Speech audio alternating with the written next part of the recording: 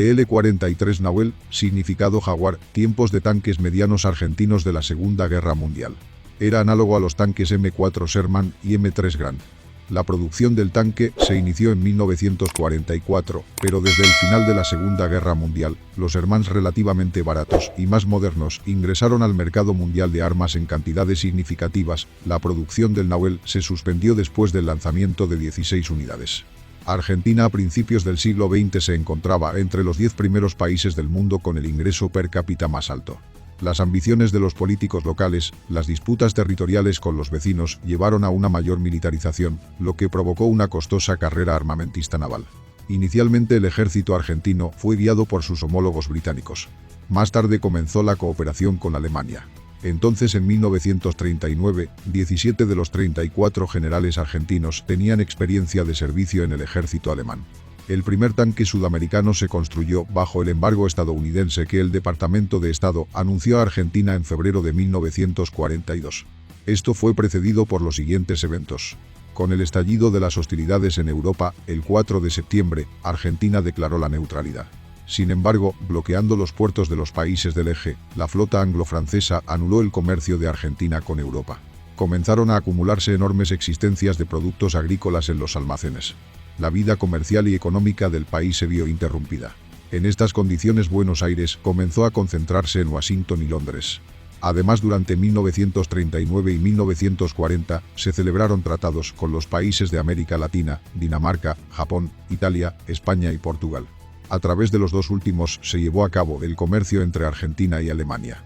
Después del estallido de la Guerra del Pacífico, cuando el comercio abierto con Japón se volvió casi imposible debido al bloqueo naval de este último por parte de los países de la coalición anti-Hitler, los barcos con productos argentinos comenzaron a dirigirse a la colonia portuguesa de Macao. En enero de 1942 se celebró en Río de Janeiro una reunión de ministros de Relaciones Exteriores estadounidenses. Se recomendó romper las relaciones con los países del bloque nazi y poner fin a todas las relaciones comerciales con ellos. A pesar de la presión de Estados Unidos, Argentina se negó a cumplir con esta recomendación. Brasil, inmediatamente después del inicio de la guerra, también declaró su neutralidad. Sin embargo, el gobierno de Getúlio Vargas enfrentó una difícil elección. Vargas maniobró entre los dos lados por un tiempo. En 1940, ante el temor de que tras la supuesta caída de Gran Bretaña, los alemanes trasladaran las hostilidades al hemisferio occidental, Estados Unidos ofreció colocar sus bases militares en la costa de Brasil con un contingente total de 100.000 personas. Los militares brasileños reaccionaron negativamente a la propuesta y hasta el momento en que fue congelada. En el mismo año Brasil, junto con los Estados Unidos, ocupó la Guayana neerlandesa. Finalmente, el 26 de septiembre de 1940, el gobierno de Vargas anunció que en caso de agresión alemana, tomaría el lado estadounidense. Estados Unidos consideró esto como una buena señal y recomendó que Gran Bretaña hiciera una excepción al bloqueo naval para las armas que iban a Brasil. En julio de 1941, a pesar de la oposición de algunos altos funcionarios militares, se inició la construcción de pistas de aterrizaje en lugares como Recife, Belém, Natal, Fortaleza, Maceió y Salvador. Los aeródromos fueron construidos por una subsidiaria de Pan American Airways y atendidos por personal militar estadounidense. El propósito de su construcción era abastecer a los británicos y una precaución en caso de una amenaza para el propio Brasil. En enero de 1942 se celebró en Río de Janeiro una reunión de cancilleres estadounidenses, en la que se recomendó romper las relaciones con los países del bloque nazi y acabar con todas las relaciones comerciales con ellos. Brasil, a diferencia de Argentina, había implementado esta recomendación. Se creó un Consejo Interamericano de Defensa, presidido por Estados Unidos y con sede en Washington, incluido Brasil. Confiando en la reconstrucción del mundo de la posguerra y adquisiciones territoriales adicionales, así como preferencias económicas, Brasil finalmente rompió con Alemania y el 22 de agosto de 1942 declaró la guerra a los países del eje, convirtiéndose así en aliado de Estados Unidos. Como resultado, el 70% del préstamo arrendamiento entregado a Sudamérica fue a Brasil. Hasta finales de 1942 Brasil recibió 75 tanques medianos M3, 20 tanques ligeros M3, 8 vehículos blindados M31 y varios vehículos blindados destinados a ser enviados al teatro de operaciones italiano, junto con la Fuerza Expedicionaria brasileña. Al año siguiente, las filas de las fuerzas de tanques se reabastecieron con otro 21 M3 mediano General Grant. Pero el desembarco en Italia estaba planeado para 1944 y ninguno de los tanques anteriores llegó a Europa. Por lo tanto, no era difícil suponer que Brasil querría usar sus fuerzas blindadas para resolver problemas con sus vecinos. Además, luego de que el embajador de Brasil en Washington indicara que Buenos Aires podría ser completamente bombardeada por la Fuerza Aérea brasileña. En ese momento Estados Unidos, después de largos intentos de ganar a Buenos Aires a su lado, comenzó a considerar la opción de invadir las tropas brasileñas en Argentina. En ese momento, los sentimientos pro-alemanes prevalecieron en Argentina, y la dirección de la República pidió a los países del eje aviones y tanques para iniciar las hostilidades del lado de Alemania y los aliados.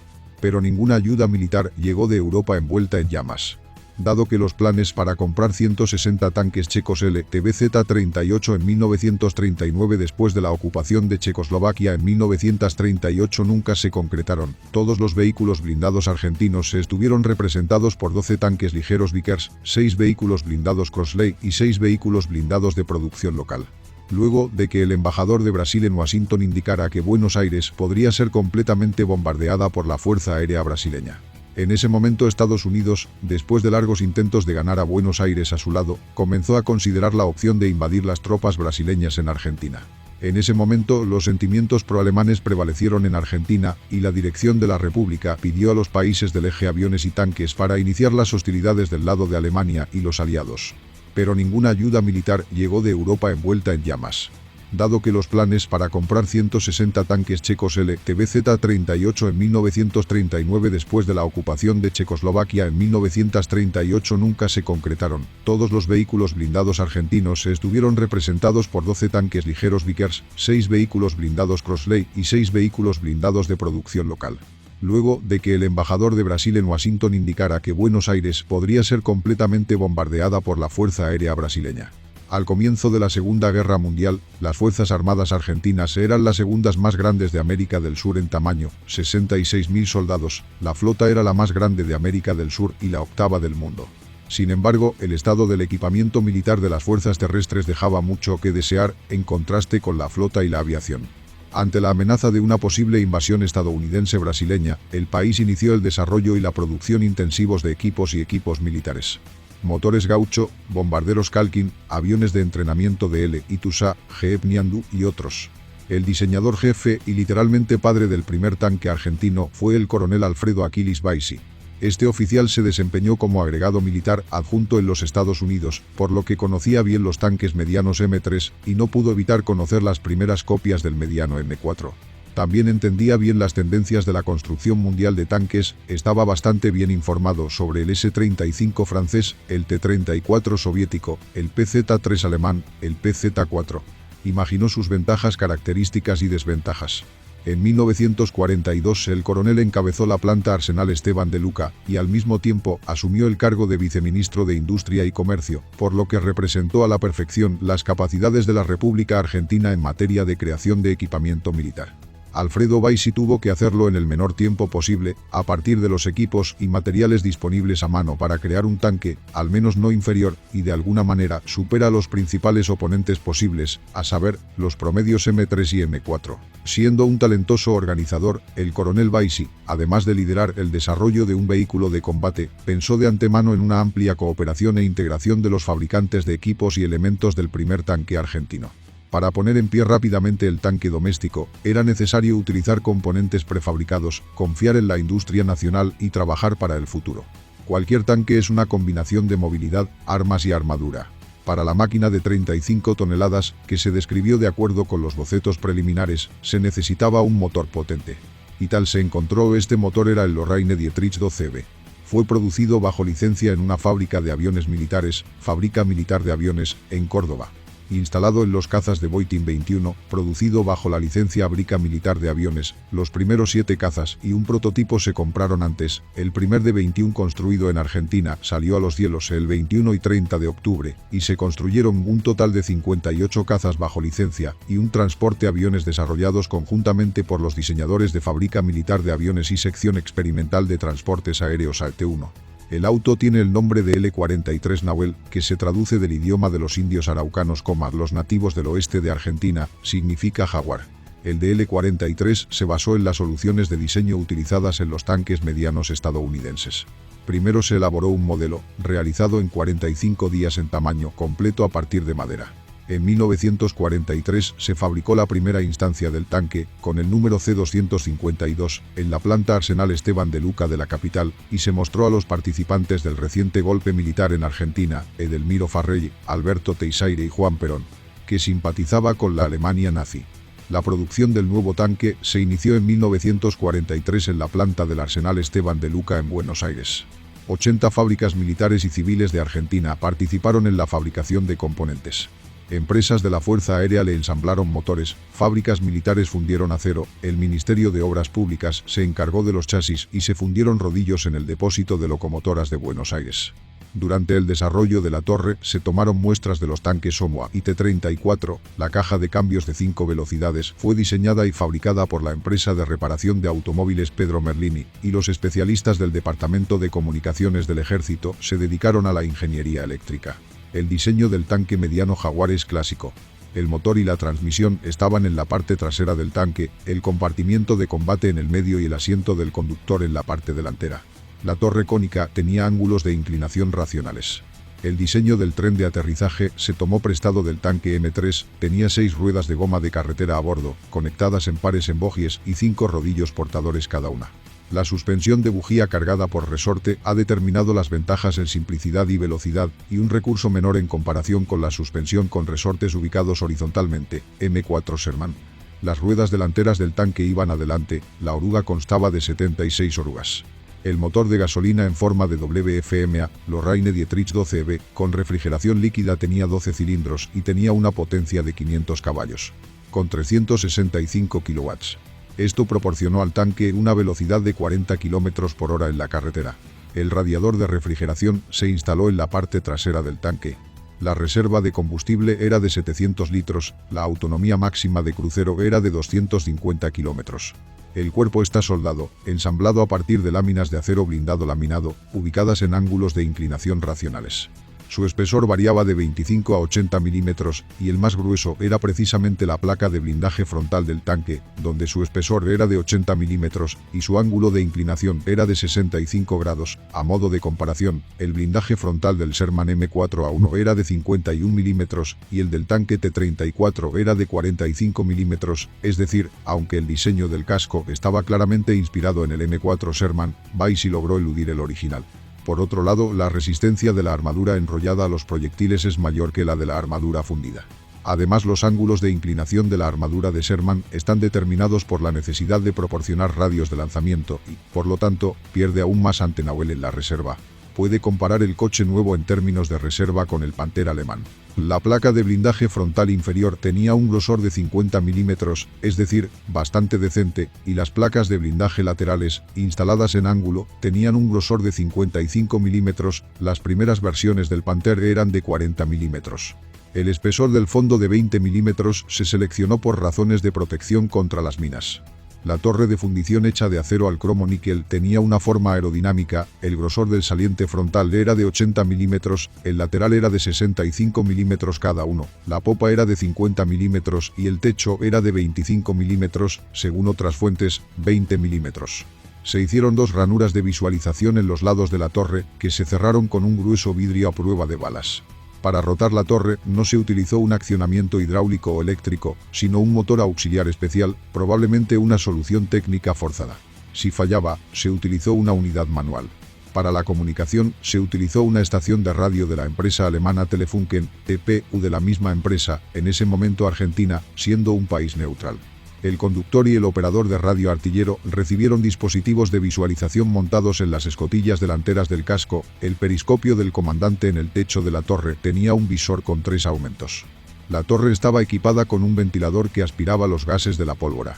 La tripulación del tanque estaba formada por 5 personas: comandante, conductor, artillero, cargador y operador de radio. El conductor mecánico y el operador de radio estaban sentados uno al lado del otro, detrás de la placa de blindaje frontal. El comandante, el artillero y el cargador estaban en la torreta. Durante la modernización del tanque en 1947, 2 de las 3 ametralladoras fueron retiradas de la parte frontal del casco y la tripulación del tanque se redujo a 4 personas. Se colocaron cajas adicionales con municiones en el lugar vacante para el tirador. El peso del tanque era de 34 toneladas, según otras fuentes, 36,1. El proyecto se puede evaluar como desequilibrado en la dirección de la seguridad, ya que el cañón estándar no es capaz de penetrar en la proyección frontal del tanque incluso cuando se dispara a quemarropa. Por lo tanto, más tarde los militares cambiaron el arma por una más poderosa, lo que redujo el desequilibrio. El tanque estaba armado con un cañón obsoleto, en el momento de su uso, L30M 1909 de 75 mm, un análogo completo del cañón de campaña Krupp del modelo 1909, que estaba en servicio con el ejército argentino. Se consideró la posibilidad de instalar Bofors 75 mm L40 metros, se entregaron 204 cañones a Argentina antes del inicio de la Segunda Guerra Mundial, pero en realidad no se llevó a cabo ningún rearme. El armamento de la tripulación, metralletas Thompson y Halcón M 1943, pistolas Ballester Molina. Debido a la debilidad de la industria argentina, se utilizó una amplia cooperación en la producción. Como resultado, 80 empresas participaron en el proceso. Entonces, la planta de fabricaciones militares en Córdoba suministró los motores de avión Lorraine Dietrich 12B para el tanque, que sobraron de los aviones licenciados de Uitine D-21. En las empresas Dirección General de Fabricaciones Militares se forjó acero fundido para máquinas rodillos en el depósito de locomotoras de la capital. La torre se fundió en las empresas Talleres Metalúrgicos San Martín.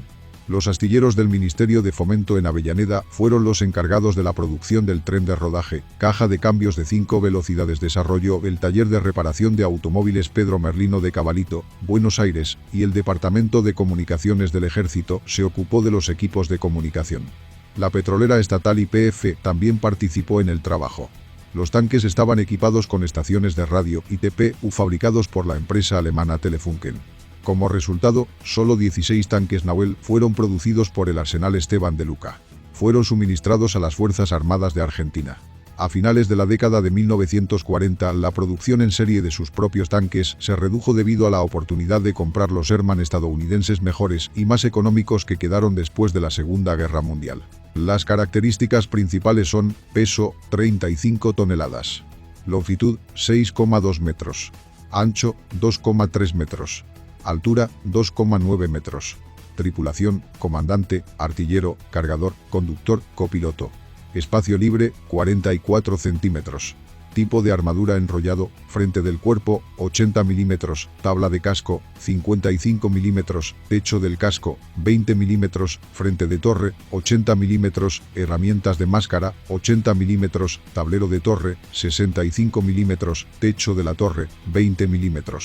Armamento, un cañón estriado de 75 mm Krupp L30M 1909. Longitud del cañón, 30 calibres. Munición de cañón, 80 disparos. Ametralladoras, una de 12,7 mm Browning M2,3 de 7,65 mm Madsen, modelo 1926. Planta motriz, un motor FMA, Lorraine Dietrich 12B, 12 cilindros en W, refrigerado por agua, 500 HP. Potencia peso, 14,3 caballos por tonelada. Velocidad máxima, 40 km por hora por carretera. Alcance operativo, 250 km en carretera. Tipo de suspensión, entrelazados en pares, sobre resortes verticales.